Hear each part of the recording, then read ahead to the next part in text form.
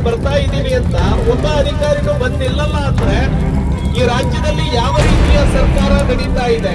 ಬಡವರಿಗೆ, ದಲಿತರಿಗೆ, ರೈತರಿಗೆ ದೊಡ್ಡ ಮೋಸವನ್ನ ಮಾಡಿರುವ ಸರ್ಕಾರ ಇತಿಹಾಸದಲ್ಲಿ ಯಾವುದಾದ್ರೂ ಇದ್ರೆ ಅದು ಈ ಕಾಂಗ್ರೆಸ್ ನೇತೃತ್ವದ ಕರ್ನಾಟಕದ ಸರ್ಕಾರ.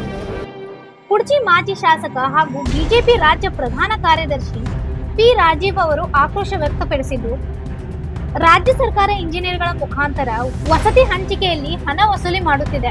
ಬಿಟ್ಟಿ ಭಾಗ್ಯಗಳ ಹೆಸರಿನಲ್ಲಿ ಮನೆಯನ್ನು ಕೊಡುವಂತೆ ನಟಿಸುತ್ತಾ ಲಂಚಾವತಾರ ಮೂಲಕ ಜನರ ರಕ್ತ ಹೀರುತ್ತಿದೆ ಎಂದು ಕಾಂಗ್ರೆಸ್ ಸರ್ಕಾರದ ವಿರುದ್ಧ ಗಂಭೀರ ಆರೋಪ ಮಾಡಿದ್ದಾರೆ. ಸ್ಟೇಜ್ ವೈಸ್ ಒಂದು ಮನೆಗೆ 4 GPS ಆಗಬೇಕಲ್ಲ, ಅದೊಂದು ರಿಪೋರ್ಟ್ ಕೊಡಿ. ಈಗ ಇದು ಇವರು ಮಾಡದೇ ಇರೋದಕ್ಕೆ ಅಲ್ಲಿ ಜನ ಒದ್ದಾಡ್ತಾ ಇದ್ದಾರೆ. ಮೂರನೇದು, ಹೊಸ ಸರ್ಕಾರ ಬಂದ ಮೇಲೆ ರಾಯಬಾಗ್ ತಾಲೂಕಿಗೆ ಎಷ್ಟು ಮನೆ ಬಂದಿದ್ದಾವೆ? ಯಾಕೆ ಬಂದಿಲ್ಲ? ಅಲ್ಲಿ ರಾಜೀವ್ ಗಾಂಧಿ ನಿಗಮದಿಂದ ಪಂಚಾಯತ್ ವೈಸು ಆರ್ಡರ್ ಕೊಡ್ತಾ ಇದ್ದಾರೆ. BR ಪಾಟೀಲ್ ಅವರೇ ಒಪ್ಕೊಂಡಿದ್ದಾರೆ. ಇದು ಯಾರ್ಯಾರು 10,000 ಅಲ್ಲಿ ಕೊಡ್ತಾರೆ, ನೇರವಾಗಿ 10,000 ಕೊಡ್ತಾ ಇರೋದಕ್ಕೆ ಅವ್ರಿಗೆ ಮಾತ್ರ ಮನೆ ಬರ್ತಾ ಇದ್ದಾವೆ ಅಂತಾರೆ ಅನ್ನೋ ಕಾರಣಕ್ಕೆ ರಾಯಬಾಗ್ PM ಆವಾಸ ಯೋಜನೆ ಮನೆಗಳಿಗೆ GPS ಮಾಡಲು 10 ರಿಂದ 20,000 ಲಂಚ ಕೇಳುತ್ತಿದ್ದಾರೆ. ಈ ಲಂಚದಿಗೂ ರೇಟ್ ಕಾರ್ಡ್ ಹಾಕಿಬಿಡಿ ಎಂದು ಟೀಕಿಸಿದರು. ನಮ್ಮ ಸುನೀಲ್ ಕಾಂಬಳೆ ಅವರು ಈ 1 ತಿಂಗಳ ಹಿಂದ್ಗಡೆನೆ ಸ್ಟ್ರೈಕ್ ಮಾಡಿ ಮತ್ತೆ MLA ಅವರಿಗೆ ಹೇಳಿದ್ರು 2,000 ತಗೋತಾರಂತೆ, ಒಂದ್ ಮನೆ ಅಂಕಕ್ಕೆ 2,000 ರೂಪಾಯಿ ತಗೋತಾರ ಹೇಳಕತ್ತಾರೆ. ಆದ್ರೂ ಸಹಿತ MLA ಅವ್ರು ಏನಂದ್ರು 10,000 ರೂಪಾಯಿ ತಗೋತಾರ ಹೇಳಿದ್ರು ಸಹಿತ MLA ಬೇಕಂತ ಹೇಳಕತ್ತಾರೆ. ಮೇಯರ್ ತಮ್ಮಣ್ಣ ಅವ್ರಿಗೆ ಅವರ ಗ್ರಾಮ ಪಂಚಾಯತ್ಗೆ ನಾವು ಮಾಡಿದ್ದೀವಿ. ಅದಕ್ಕಾಗಿ ಏನಂತೆ ನಮ್ಮ ಸುನೀಲ್ ಕಾಂಬಳೆ ಅವರ ಬಗ್ಗೆ ಎಲ್ಲ ಒಂದೆರಡು ಮಾತಾಡ್ತಾರೆ. ಬಂದ ನಂತರದಲ್ಲಿ ಬಡವರಿಗೆ, ದಲಿತರಿಗೆ, ರೈತರಿಗೆ ದೊಡ್ಡ ಮೋಸವನ್ನ ಮಾಡಿರುವ ಸರ್ಕಾರ ಇತಿಹಾಸದಲ್ಲಿ ಯಾವುದಾದ್ರೂ ಇದ್ರೆ ಅದು ಈ ಕಾಂಗ್ರೆಸ್ ನೇತೃತ್ವದ ಕರ್ನಾಟಕದ ಸರ್ಕಾರ. ಬಹಳಷ್ಟು ವರ್ಷದಿಂದ ಏನು ಗುಡಿಸಲು ವಾಸಿಗಳಿಗೆ ಮನೆಯನ್ನ ಹಂಚಿಕೆ ಮಾಡುವಂತಹ ಸರ್ಕಾರದ ಯೋಜನೆ ಮಂಡಿಸಿರುವಂತಹ 3 ಬಜೆಟ್ನಲ್ಲಿ ವಸತಿ ಯೋಜನೆಗೆ ಒಂದೇ ₹1 ಅನುದಾನ ಇಟ್ಟಿಲ್ಲ. ಹಾಗಾಗಿ ಸಪ್ಲಿಮೆಂಟರಿ ಬಜೆಟ್ ಅನ್ನ ತೆಗೆದುಕೊಂಡು ಯಾರು ₹10,000 ಒಂದು ಮನೆಗೆ ಲಂಚವನ್ನ ಕೊಡ್ತಾರೆ ಅವರಿಗೆ ಮಾತ್ರ ಮನೆಯನ್ನ ಈ ಸರ್ಕಾರ ಮಂಜೂರು ಮಾಡ್ತಾ ಇದೆ. ನಿಗಮದಲ್ಲಿ ನಡೀತಾ ಇರುವಂತಹ ಈ ಭ್ರಷ್ಟಾಚಾರವನ್ನ BR ಪಾಟೀಲ್ ಅವರು ಏನು ಬಹಿರಂಗಪಡಿಸಿದ್ದಾರೆ, ಸನ್ಮಾನ್ಯ BR ಪಾಟೀಲ್ ಅವರು ಮಾಡಿರುವಂತಹ ಆರೋಪ 100ಕ್ಕೆ 1000 ಪಟ್ಟು ಸತ್ಯ. ಎಲ್ಲ ಒಂದೊಂದು ಮನೆಗೆ ₹10,000 ಲಂಚವನ್ನ ಕೊಡ್ತಾ ಇದ್ದಾರೆ. ಅವರಿಗೆ ಮಾತ್ರ ಮನೆಯನ್ನ ರಾಜೀವ್ ಗಾಂಧಿ ನಿಗಮದಿಂದ ಆದೇಶ ಆಗಿ ಮಂಜೂರಾತಿ ಆಗ್ತಾ ಇದೆ. ಕುಡ್ಚಿ ಮತಕ್ಷೇತ್ರ ಮತ್ತೆ ರಾಯಬಾಗ್ ಮತಕ್ಷೇತ್ರದಲ್ಲಿ ಈಗಾಗಲೇ ಕಾಂಗ್ರೆಸ್ಸಿನ ಏಜೆಂಟರು ಹಣವನ್ನ ವಸೂಲಿ ಮಾಡುವಂತದ್ದನ್ನ ಪ್ರಾರಂಭ ಮಾಡಿದ್ದಾರೆ.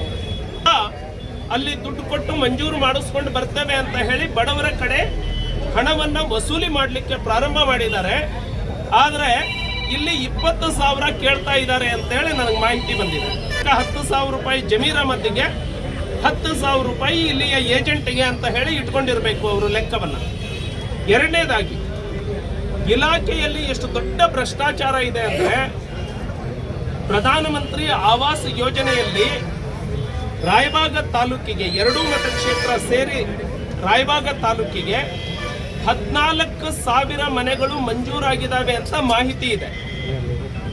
ಆ ಮನೆಯದು ಅಧಿಕಾರಿಗಳ ಜವಾಬ್ದಾರಿ ಕೇವಲ GPS ಮಾಡೋದಷ್ಟೇ. GPS ಮಾಡಿ ಅಪ್ಲೋಡ್ ಮಾಡಬೇಕು, ಡಾಕ್ಯುಮೆಂಟ್ ಅನ್ನ ಸಬ್ಮಿಟ್ ಮಾಡಬೇಕು. ಆದರೆ ಈ ಅಧಿಕಾರಿಗಳು GPS ಮಾಡೋದಕ್ಕೆ ಯಾರು 5,000 10,000 ಕೊಡ್ತಾರೆ ಅವರ ಮನೆಗಳು ಮಾತ್ರ GPS ಆಗಿ ಅಪ್ಲೋಡ್ ಆಗಿದ್ದಾವೆ.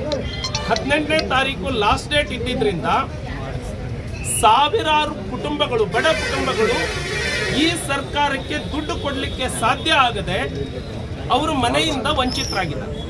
ಹಾಗಾಗಿ ಈ ಸರ್ಕಾರಕ್ಕೆ ನಾನು ಇನ್ನೊಂದು ಮನವಿ ಮಾಡ್ತಾನೆ. ನೀವು ರಾಜೀವ್ ಗಾಂಧಿ ನಿಗಮದಲ್ಲಿ 10,000 ತಗೊಳ್ತಾ ಇದ್ದೀರಿ, ಇಲ್ಲಿ ಏಜೆಂಟ್ರು 20,000 ಕೇಳ್ತಾ ಇದ್ದಾರೆ. ಒಂದು ರೇಟ್ ಚಾರ್ಟ್ ಆದ್ರೂ ಹಾಕ್ಬಿಡಿಯಪ್ಪ. ನಮ್ಮ ತಾಳಿಯನ್ನ ಮಾರಾಟ ಮಾಡಾದ್ರೂ ಅದನ್ನ ತಂದು ಮುಟ್ಟಿಸ್ತೇವೆ ನಿಮಗೆ.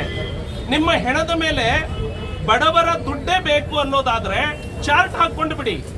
ಹಾಗಾಗಿ ಈ ತಾಲೂಕಲ್ಲಿ ಬಡವರಿಗೆ ಇಷ್ಟು ಅನ್ಯಾಯ ಆಗಲಿಕ್ಕೆ ಈ ಸರ್ಕಾರದಲ್ಲಿ ನಡೀತಾ ಇರುವಂತಹ ಭ್ರಷ್ಟಾಚಾರ ನೇರವಾದಂತಹ ಕಾರಣ ಆಗಿದೆ.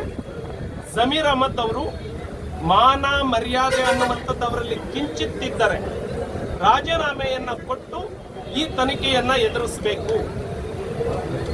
ಸನ್ಮಾನ್ಯ ಸಿದ್ದರಾಮಯ್ಯನವರು ಇಂತಹ ದೊಡ್ಡ ಆರೋಪ, ಬಡವರಿಂದ ಹಣ ಕೇಳುವಂತಹ ಆರೋಪಕ್ಕೆ ಗುರಿಯಾಗಿದ್ದಕ್ಕೆ ನಿಮಗೆ ಸಮಾಜವಾದಿ ಚಿಂತನೆಯ ಮೇಲೆ ಬಂದವರು ಅಂತ ಹೇಳ್ಕೊಳ್ಳಿಕ್ಕೆ ಯಾವುದೇ ನೈತಿಕತೆ ಉಳಿದಿಲ್ಲ.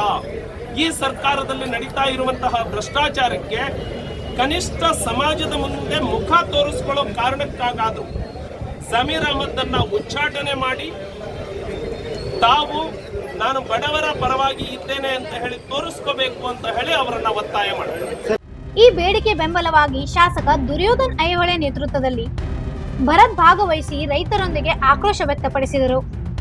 ರಾಯಬಾಗ್ ಪಟ್ಟಣದಲ್ಲಿ ಡಾಕ್ಟರ್ BR ಅಂಬೇಡ್ಕರ್ ಪ್ರತಿಮೆಗೆ ಮಾಲಾರ್ಪಣೆ ಮಾಡಿ ಟೈರ್ಗಳಿಗೆ ಬೆಂಕಿ ಇಟ್ಟು ರಸ್ತೆ ತಡೆ ಹಿಡಿಸಿ ಪ್ರತಿಭಟನಾಕಾರರು ತಹಶೀಲ್ದಾರ್ ಹಾಗೂ ತಾಲೂಕಾ ಕಾರ್ಯನಿರ್ವಾಹಕ ಅಧಿಕಾರಿಗಳ ವಿರುದ್ಧ ಆಕ್ರೋಶ ವ್ಯಕ್ತಪಡಿಸಿದರು.